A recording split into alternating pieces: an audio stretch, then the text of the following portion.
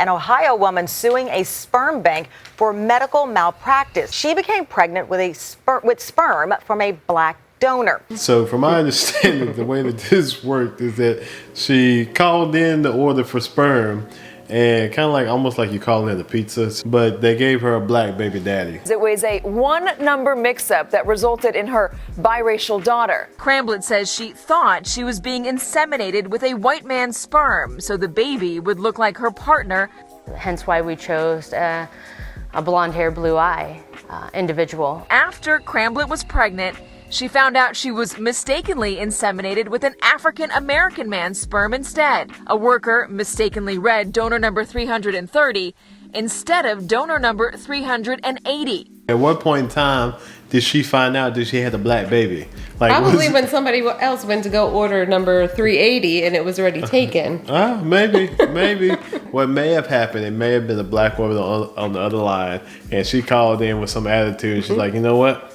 It's like, I'm going to make your day today. Yeah, maybe she did it a few times and got fired, and they had to go back and check all the files. Maybe that's how they found out. Me knowing black people, she probably waited 2 months and probably like, you know what? She came in and she got an attitude. It was like, that's why your baby black. It's like, what do you mean? She's like, if that baby in you is black. And by the way, I quit. Yeah.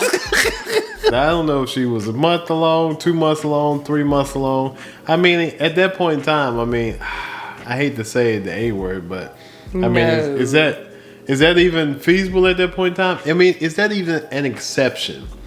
Because heck no. You clearly got the wrong baby. You clearly went there for a reason of getting a baby put into you. You're not going to then go and have a baby taken out of you. But you got the wrong baby daddy. I could see if you were a male and a female and you were married, you tried for years, you couldn't get pregnant, and you went and adopted a baby, and maybe you would just want the baby to look like you. Maybe. But it's still a baby. Yeah, but would the baby not be confused because it's like I'm not the same color as you? No, because that's all the baby's gonna know is those two white women's faces. Yeah. And all those two white women's faces should know is that is your baby that you carried. Who cares what color it is? My goodness. Cramblett's suing in part, she says, so she and her partner can move to a larger and more diverse community. She says that even getting a haircut for Peyton is difficult. She says she must travel to a black neighborhood far from where she lives, where she is obviously different in appearance and not overtly welcome. But she insists the suit is not about race. I could see if you adopted an 8-year-old, like a white couple, maybe then was like, we don't know what to do with her hair. Yeah. But you've had her since the day she was born. Have you not been combing her hair all along? I don't know. But they're just pulling for they see dollar signs. They're just trying to make. She's actually not trying to sue for that much though.